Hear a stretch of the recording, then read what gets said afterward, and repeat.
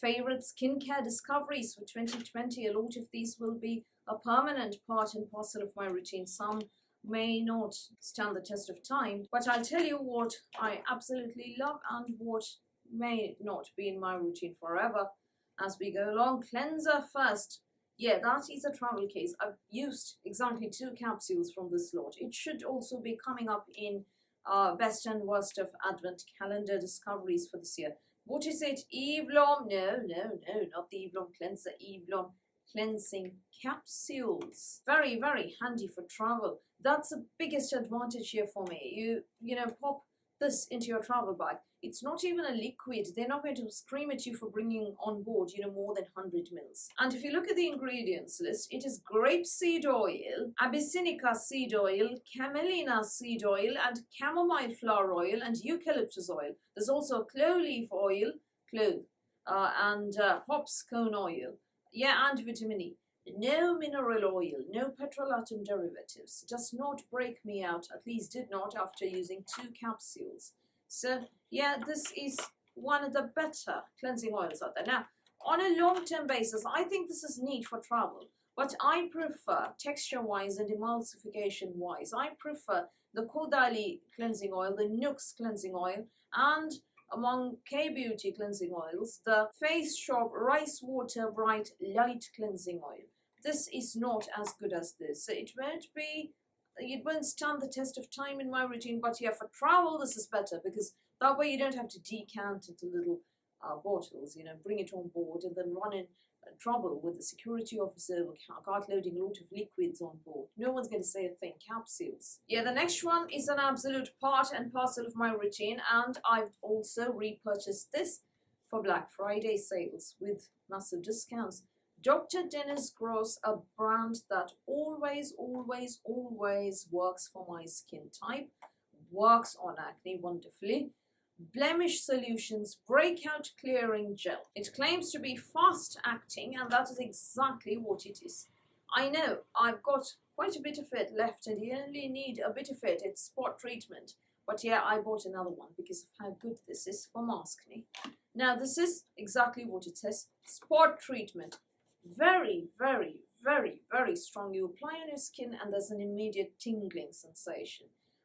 If you do occlude with a hydrocolloidal patch, it brings your deep-seated cyst to a head very quickly, and then, you know, it ruptures, and all you have to do is apply another hydrocolloidal patch after squeezing the gunk out, and there you are. Or apply some EGF and then it heals quickly. Yeah, but in order to make it come to a head and rupture very quickly, this is possibly the product that I find makes deep-seated cystic acne come to a head faster. As much as a pinhead, yeah, as much as a pinhead on the spot, and that's it. Now, it contains witch hazel, salicylic acid, ferulic acid, phytic acid, glycolic acid, glutathione, niacinamide, chamomile flower extract, sodium hyaluronate, zinc. Yeah, there's pretty much everything in this thing. The only thing it doesn't possibly have is retinol.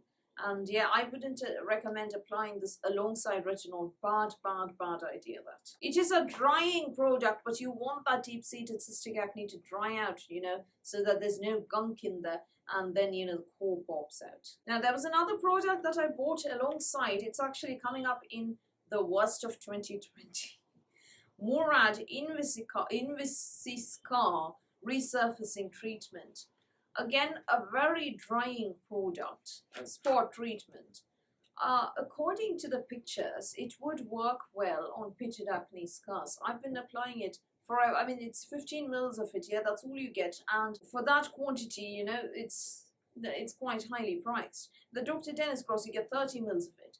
So, yeah, such a harsh and drying product. I found that it made absolutely no difference to my pitted acne scars. I mean, yeah, it does temporarily, I suppose, that if you use it cleverly, can fill up those pits. But yeah, I don't want to fill up the pits. I want the pits to go away. Big difference. I don't want the pits to be filled up. And I also think any regular silicone primer can do the filling.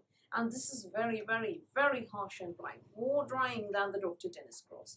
Now, where this product works is on actual acne. There it works for me. But yeah, I find that this is harsher than DDG, and DDG works better. Also, the Murad works better for post-inflammatory hyperpigmentation, where PIH, I think they shouldn't have used the word acne scar, because acne scar involves pitted acne scars as well. They should have used the term PIH. Yet it works well for PIH. It contains BHAs and vitamin C. But I find that a nice combination of 10% niacinamide and 2% albuterol, that is a serum from a brand called TM, K-Beauty product, works best for PIH for me. So yeah, I have better products for PIH that don't cost as much, and then you get a nice generous 40 mils there. So I just wanted to tell you about this because a number of you have asked me what my thoughts are on this when I recommended this elsewhere. So yeah, comparing these two here, I prefer this definitely. This I am sending it to the worst of 2020 because it doesn't do what it says where pitted acne scars are concerned. Now here's the thing. I am the textbook case for pitted acne scars. I've had pitted acne scars since 2017. I've been trying subcision, I've been trying laser, I've been trying microneedling RF for it. And yeah, they're still there because, you know, my procedures have not been very regular. First, I had a few problems with allergies, and then, you know, lockdown happened. So I need to get to procedures and a regular schedule for these procedures, and then get rid of my pitted acne scars. So any product that claims to work on pitted acne scars, I'm the person they need to experiment on. Now let's talk about peptides. I will have a separate video sometime on the best peptide serums. Yeah, I tried 3 different peptides this year, and I feel that peptides as an ingredient, peptides have been the discovery for me for the year. Now, the first peptide I tried was the Kate Somerville Bio-mimicking Peptides. Yeah, very lightweight, non-greasy finish, although it did contain few oils, did not break me out. Nice serum. I am continuing to use this. The problem is the cost. Yeah, it is, I think, 70-ish pounds for 30 mils. Also, it contains cucumber seed oil and ceramides, and the only peptide in here is palmitoyl tripeptide. It also contains soya bean extract, to which I'm allergic. I mean, I'm allergic to soya beans, soy, but on my skin, this didn't give me any problems so far. I feel that this is a good starting peptide, but there are better peptides out there. So this is not among my 2020 favorites. I'm just showing it to you for comparison's sake. The next two are among my favorites. The first one, yeah, that was the second peptide serum that I bought. The Ordinary Buffet and Copper Peptides, 1%. Here's the thing, I tried the Ordinary's Buffet, yeah, the original Buffet.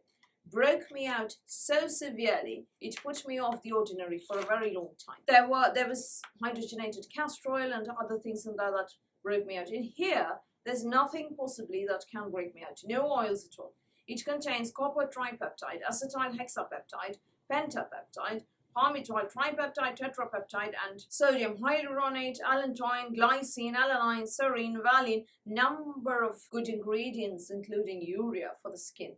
Really, really nice. Now, it's very, very lightweight, very, very watery, and it should go on, ideally, right after your toner, right after your acid or your hydrating toner, but even before Hada Labo Premium, because it's much, much lighter. It becomes a water on your skin and disappears promptly. It's blue in color, just like the regular Neod Ks or, you know, any copper peptides should be. I feel that this has made a huge difference to my skin. It's, I don't know if you can tell, but I feel that the appearance of the pitted acne scars is slightly better now than it was, say, in January. I don't know if it was just this product or something else or a combination of everything, but I really like how this makes my skin look. If you like Neod Case, I feel that you love this. And this is just 28 quid, and Neod Case is much more expensive. Copper amino isolate serum for those who are wondering what case is. The other one is the Medicate liquid peptides. I liked it so much I bought another one. This is again an oil-free gel formulation, clear gel there, and it is a 30% peptide cocktail with a drone delivery system. I haven't seen anything flying around to people. It also contains hyaluronic acid. Now this contains palmitoyl tetrapeptide, tripeptide, and copper heptapeptide, acetyl hexapeptide, and pentapeptide. Yeah, a bunch of peptides, a bunch of arginine, lysine, and inulin. It also contains lactic acid and glycolic acid copolymer. So I have used it alongside retinol and I haven't noticed extra peeling, but I don't know, glycolic and lactic alongside retinol in the long term, how it's going to work. It also contains green algae extract. And green algae extract basically can cause breakouts. So I'm on tenterhooks here. I have been using this. I bought another one. I really, really love it and I think it's a super serum, but I'm sort of on tenterhooks. When will the green algae extract start breaking me out? So far, so good. That's all I'm saying. Next year, by the time I do a post on super serums, I'll be able to give you a better opinion about this one. Another ingredient that I've been absolutely loving this year is niacinamide, and let's talk about two products that I discovered in 2020. The first is the Inkeyless niacinamide, which is nicer than the Ordinary's niacinamide. The Ordinary's niacinamide I found a bit too thick, too tacky, difficult to layer, difficult to work with, difficult to incorporate into my routine because I had a lot of other things as well in my routine. This one, no such problems, goes on nicely, sinks in nicely, absorbs nicely, easy to layer, a very grease-free, non-oily formula. So no problems. The results, I feel that it works very well on closed comedones and milder papules and pustules. It also works well as a preventative. At this price, I'm alright. The only problem is that I don't like the packaging. First of all, that niacinamide and zinc combo sort of, do you see this white part here? Yeah, it solidifies, I mean not solidifies, it sort of, I don't know, leaves residue there. That's one thing. Secondly, this bottle is absolute shite. I would prefer a glass bottle. When I don't want too many steps into my routine, perfect for mixing alongside other products, is the Ordinary 100% niacinamide powder, no zinc, nothing. This is 20 grams, but yeah, this bottle lasts forever. I mix it with the Ordinary Buffet and Copper Peptides. According to the Ordinary, these two make a lovely combination. Now, when I mix it, it dissolves completely. No granules or gritty residue texture, nothing.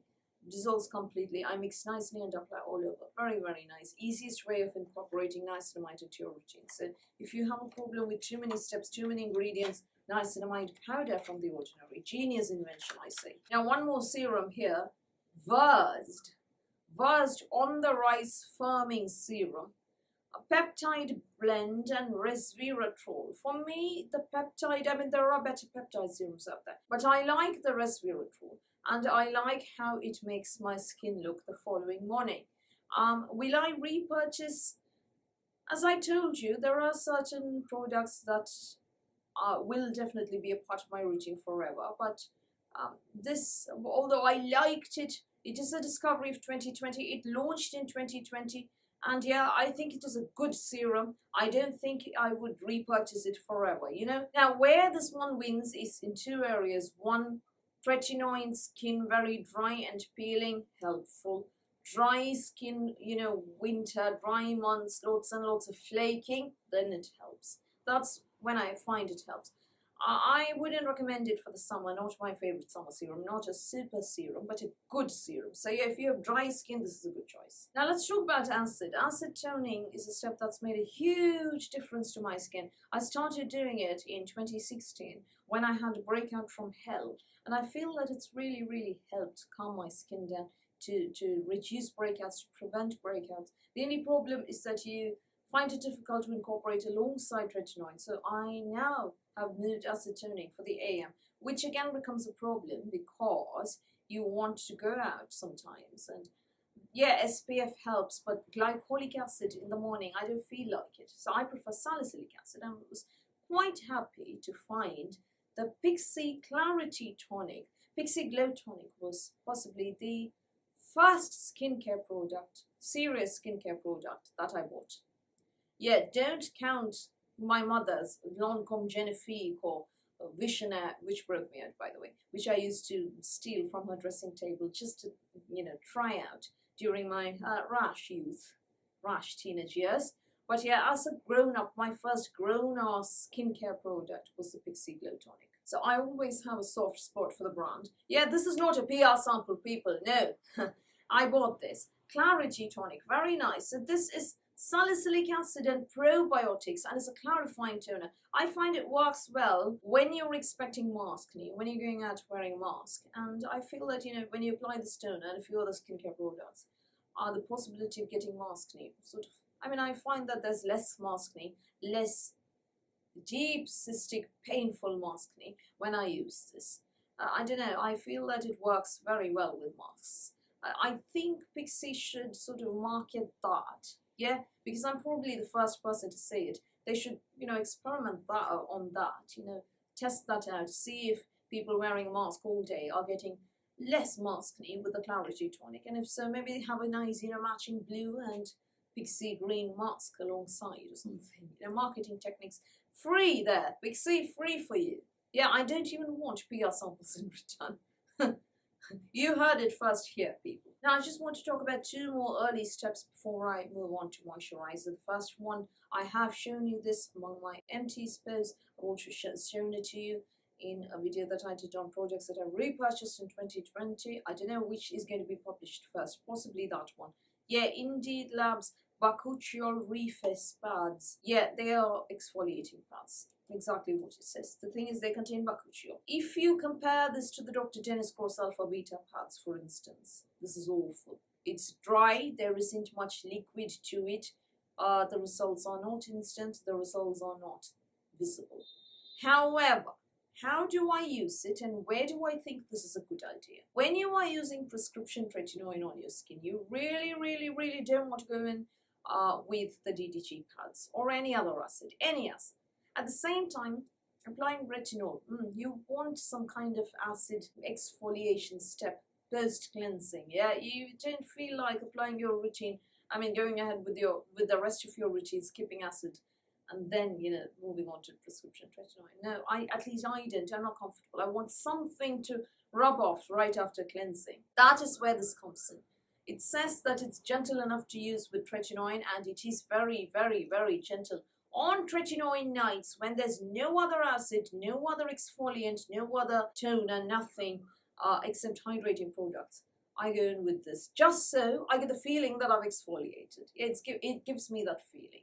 And yeah, it's very, very gentle. I wouldn't say it's special. I wouldn't say it gives me amazing results or anything. I would say that it makes me feel that I've done my whole routine on tretinoin nights. That is why it is included here. Now let's move to moisturizer. I have 3 different moisturizers to show you. First one is for use only when you have acne and not within a mile of tretinoin. It is the Murad Clarifying Oil-Free Water Gel. I love the packaging. Not a glass bottle. This is the bottle. Yeah, I bought another one as well for Black Friday sales. This is a very lightweight, oil-free gel moisturizer to use when you have acne, maskne, when your skin is in a breakout phase, hormonal issues. Contains ginger root extract, niacinamide, witch hazel extract, salicylic acid, urea, yeast amino acids. It does contain coconut ether and algin. Algin is basically algae. And Murad, like Algenist, is a brand that uses a lot of algae extracts in their products. Algae, my derm says, is a poor clogging ingredient for some people. I don't know. So far, it hasn't broken me out.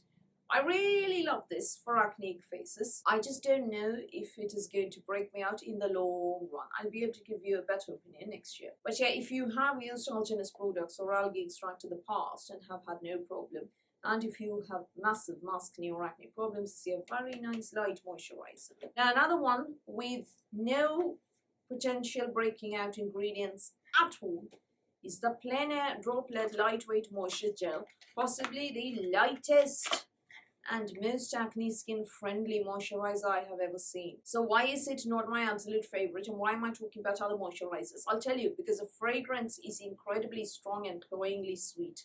Fragrance here, people, strong sweet fragrance. Doesn't really bother me because I have used the Sulfur 3% Clean Gel from Bio-mimicking, and that reeks of rotten eggs, and after that this sweet smell doesn't bother me at all. Third moisturizer, Pharmacy Daily Greens Oil-Free Moisturizer. Although it says oil-free, although it is lightweight indeed and more of a gel, and it contains moringa and papaya, I would say this is the strongest, this is the thickest of the three that are featured, yeah? So cucumber fruit extract, niacinamide, moringa seed extract, papaya fruit extract, lime fruit extract, lots of botanical extracts here. Hang on, let me show you what it looks like. Yeah, that's the glass bottle. And inside, nice and herby smelling, green, fairly runny gel. It's thick. I like pairing it with tretinoin. I also like using it for dry weather, flaky skin times, dry skin times. So if you're looking for an oil-free moisturizer that is not very lightweight, that is good for, flaky times when your skin has problems, at the same time you want it to be oil-free, it's this one. Lastly, eye cream. I absolutely love this eye cream. Murad Retinol Youth Renewal Eye Serum. Reminds me somewhere of the Dr. Dennis Gross Retinol Ferulic Eye Serum, which is another one that I absolutely love. Yeah, I feel that it made my under eye areas look less tired. Yeah, I do still have dark circles from hell, deep-seated eyes here, people, and allergies. But yeah, I feel that it's helped with the tired look. It's helped a bit with fine lines from not sleeping and staring at the computer all the time. Yeah, contains retinol, obviously. It says Retinol Youth Renewal Eye Serum, of course. Contains a number of botanical extracts, including soybean extract. I am allergic to soy if I ingest it, but yeah, I don't have a problem with it topically, unlike wheat. Contains kelp as well, and according to the research done, 93% people who used saw a reduction in lines and wrinkles. 87% noticed firmer skin, and 90% saw more youthful or revitalized eye area skin after 4 weeks of use. I feel that there are fewer of those, tired lines, dehydration lines. Yeah, I feel that there are fewer dehydration lines. It hasn't affected my dark circles, but this hasn't claimed to have, to reduce dark circles. So I shouldn't expect that. Nor did it claim to hydrate. So I wasn't expecting that either. But it did say it will tackle fine lines and wrinkles, and I feel that they are less. So those are the 12-ish best skincare products that I discovered in 2020. Some not so good ones included for comparison and contrast. Which skincare products have you discovered this year that has blown you away? I would love to know, something that was god-awful as well. Do feel free to tell me in the comments below. So that's all from me for today. Thank you for watching this video. Please do give me a thumbs up. Please do hit the subscribe button. Please do ring the notifications bell. I'll speak to you soon.